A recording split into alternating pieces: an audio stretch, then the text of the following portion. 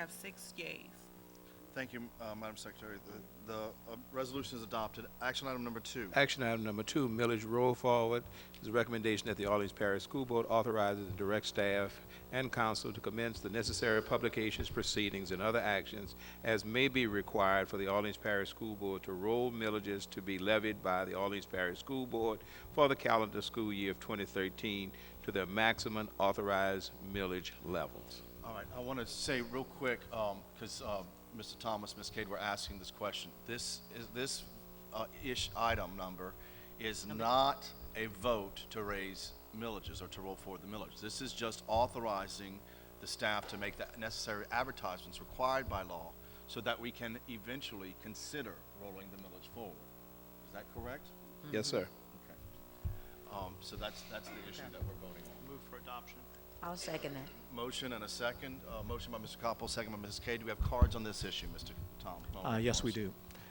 Patrick Dobard, to be followed by Leslie Jacobs, and then Kathy Reitlinger. Good afternoon, Mr. President, Madam Vice President, and board members. Superintendent Kilbert, it's really a pleasure to be here today, and I just wanted to thank the board publicly for taking this step to starting the conversation of the possible roll forward of the millages. It is something that is extremely critical for all of our schools in New Orleans, and in your responsibility, in your role, your numerous roles, the fiduciary responsibility is one that I know that none of you take lightly, and we look forward to the conversation and the ultimate hopeful approval of this roll forward. So again, I want to thank you for that, and we look forward to the future discussions. Thank you. Superintendent Dobard, Chair, I'm sorry. Yes. But one of the things that I happened to look at the blogs today from the article regarding the, yes, I did, regarding the roll forward. And the one thing that I'd like for you to state for the record is that we are a conduit to all the schools being funded through millages and through taxes, correct? Yes, that's correct. Because there seems to be this, idea that why are we rolling forward taxes when we only have 6 schools? And it's very difficult for us to sit here and make these hard decisions, in particular financial decisions, when the impact is across the city. And so it's not about just 6 schools, it's about 80-something schools, correct? All public schools that are in the parish of Orleans, and so that's RSD direct run charters, RSD direct run schools, RSD charters, as well as OPSB operated schools. So it significantly affects all of the children educated in public schools in Orleans, yes. And I would ask that as this process moves forward, that we jointly get that message out, because we as board members are the elected body, and these are very difficult times, very difficult decisions for children. But sometimes we have to move forward with these decisions regardless, because of the need in our schools. And I totally agree with you, yes. And so I stand here to pledge our full support to walk with you hand in hand in this endeavor. And I also urge you to do it in the most expeditious and a responsible manner. But again, we shouldn't wait on this. We should really move this, make sure we have the proper conversations. But our children do deserve for us to look at this and to put another infusion of dollars in our community that's going to allow us to continue to serve our children. So yes, we will truly advocate along with you to do that. Yes, ma'am. Okay, and I would recommend that together we contact all the boards of the independent charters. Yes. As those board members need to step up and talk for their schools, correct? We encourage all of our CMOs, our charter leaders. You know, we look at it, we have a system of schools. And so for every advocate for our individual schools, or whether it's a collective, we always strongly encourage those folks to come and speak and to make certain that they're being heard. So yes, so with the proper notice, everyone is aware now, fully aware, and that full advocacy, I believe there are individuals here who will express that as well, not only myself. So yes. Thank you very much. Thank you. Thank you. Any further any more cards? Yeah, we have a second card. Leslie. Yes, Next, we have Leslie Jacobs, followed by Kathy Reitlinger.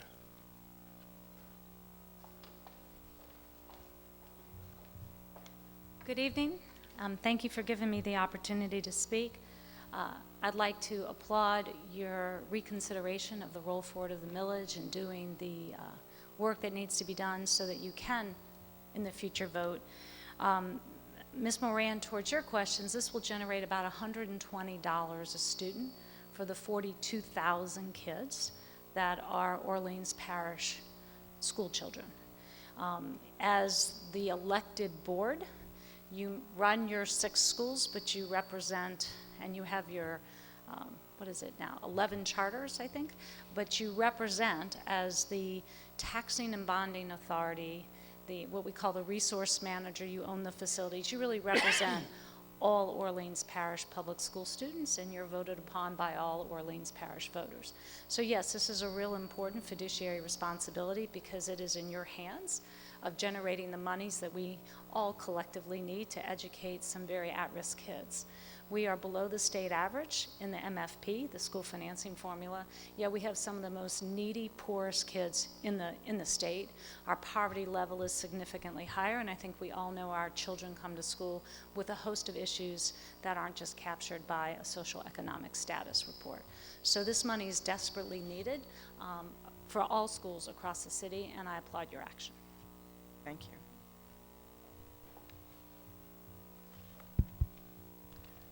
Ms. Reitlinger is going to be followed by Mr. John Morton, and lastly, Lorraine Washington.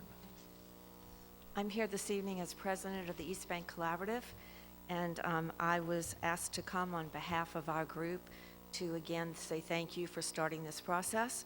We support the roll forward effort, and we offer our support to you all as you go through this process.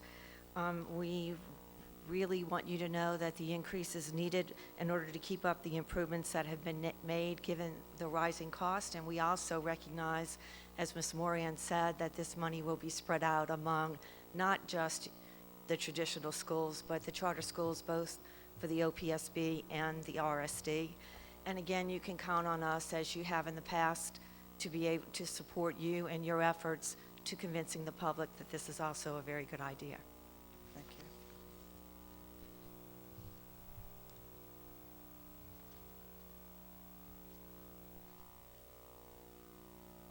Good evening. My name is John Martin. I'm here to represent Citizens for One Greater New Orleans. I reside at 5705 St. Charles Avenue. I think that some of us might agree that this could be a historic evening in the history of OPSB in the audience. This is one of the few times where we are advocating to increase our taxes. But when you look at what this is all about, I think the public in general would agree that this is something that we should be doing for our future being our children. Citizens for One Greater New Orleans is a advocacy group in support of education reform.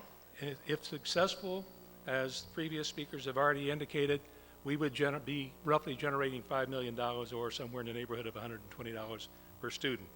The impact on the property tax paying residents will be very modest if the numbers that we have are correct.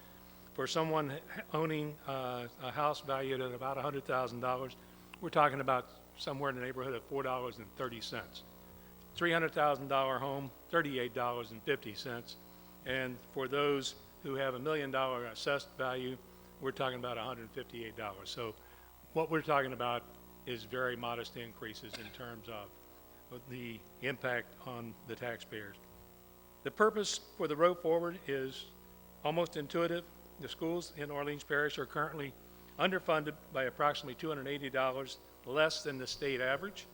The need is greater here than elsewhere in the state because of the number of children from the poverty that exist in the poverty level, and also the numbers of students totally. The costs at the schools continue to increase.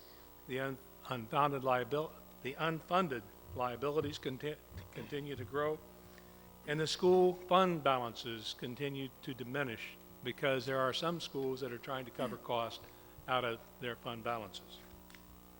at some point, we will have to reconcile to that. OPSB is the only taxing authority not to have rolled forward the millage previously. Again, schools need the money, the impact is modest, and the costs continue to rise. Thank you very much. Thank you. Is that it? One last one. Lorraine Washington. Oh, I would like to know, what is the total amount of the millage for 2013 that you will be requesting to roll over? Mr. Smith?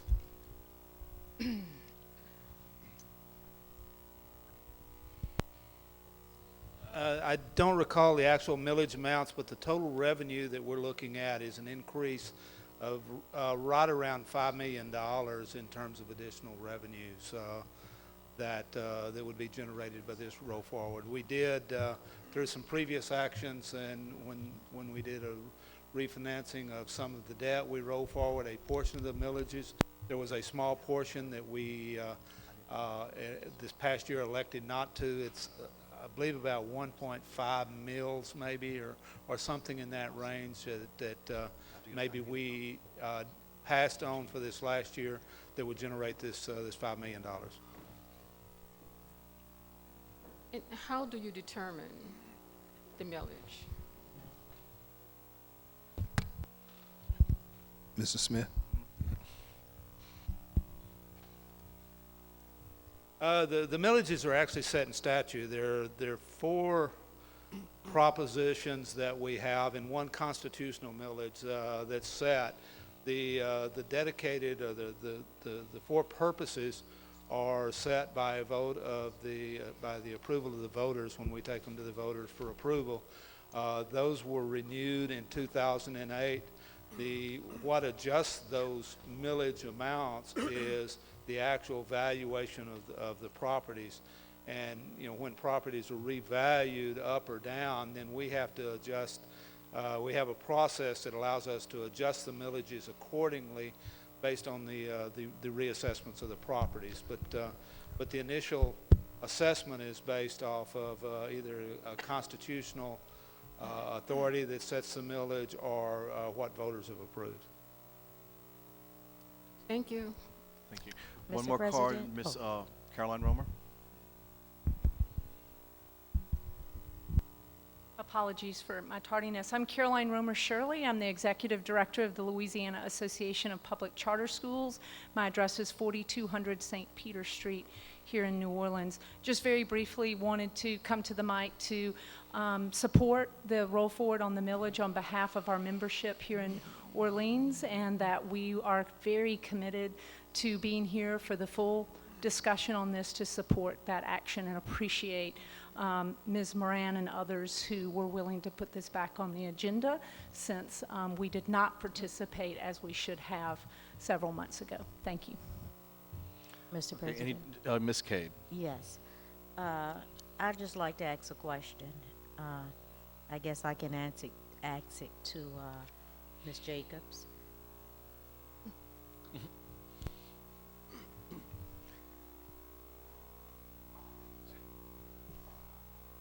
Yes, ma'am. Thank you, Ms. Jacobs, for coming out today. I just need a little bit of education on some things. Is it not so that with our MFP, that the state is supposed to do an automatic increase, a 2.75 increase or something like that? And I know since I've been on the board, we have not had an MFP increase by the state. Have you all advocated with the state in order to get an MFP increase? And if so, what was their response to you? So, actually, when I was on Bessie, I came from Bessie from the Orleans Parish School Board, and in my tenure on the Orleans Parish School Board, we never had an increase in the MFP. So when I was on Bessie, I actually am very proud that I worked hard to get that cost of living, or 2.75% increase, inside the MFP. The MFP, realistically, is a compromise between the governor, the legislature, and Bessie. The legislature can only vote the MFP up or down. They cannot amend it. the governor has to appropriate money in his executive budget that he gives the legislature. What has happened the last 3 years with the budget crisis is Bessie's been told loud and clear by both the governor and the administration, you need to send us over a formula that does not have that cost of living increase in it, 2.75. And so last year and the year before, Bessie sent the formula over with the COLA, with the cost of living, and the last few weeks of the session, the legislature rejected the formula and sent it back to Bessie and said, redo it without that cost of living increase. What Bessie has done is they didn't eliminate the cost of living increase, they've suspended it. Okay, so they've said it will not apply this year. So yes, there's been no increase in state funding for public schools on a per kid basis for the last 3 years. There's been an increase because the kid count, primarily driven by the increase in New Orleans, has gone up statewide, but the per pupil hasn't gone up. So Bessie can send the formula over, but if the governor isn't going to fund it and the legislature isn't going to fund it, it becomes an exercise versus reality. So it becomes an exercise of this elected board to try and go to the citizens of the city to say the governor isn't doing it, but we need help, so we'd like to see if we could do a roll forward to increase some taxes here to help with the education of the children here in New Orleans. Yeah, I mean, that's part of it. I would tell you what most folks don't understand, and it's relevant actually to the conversation going on in Baton Rouge now, is the Constitution puts the MFP as a shared burden between the local and the state. And they actually judge a local school board, a district, on its effort. How much is it taxing itself? And it judges that effort by your tax rates. What is your millage rate? What is your your sales tax rate? New Orleans is not at the high end of self-taxing for schools. Believe it or not, St. Tammany is very high in self-taxing. Jefferson is lower than us. But it's really a shared responsibility. And in my time on the school board, I voted for every roll forward. I believe, other than right after Katrina, when this board delayed and every taxing body delayed until the very last year of window of opportunity of the roll forward, that the school board has rolled forward millages probably for the last 20, 30 years. Because it is a shared burden. It is not just the state's burden. The MFP is a shared local and state burden to finance education for a child. But it has not been an increase with the MFP, though it's a shared burden coming from the state. Not in the last 3 years, it hasn't. Mm-mm. Not in the last, how many years? Not in for the last 3 years. The last 3 years, it hasn't. So, and again, I'm tempted to say 3 years or more. Yeah, I'm not trying to defend that. What I will tell you is if you read the national press with the Great Recession, we're very fortunate there's a constitutional protection of the MFP, because Louisiana is one of the very few states in the country that didn't get its state financing cut. Okay, almost every other state in the nation got their financing cut as state revenues plummeted with the Great Recession.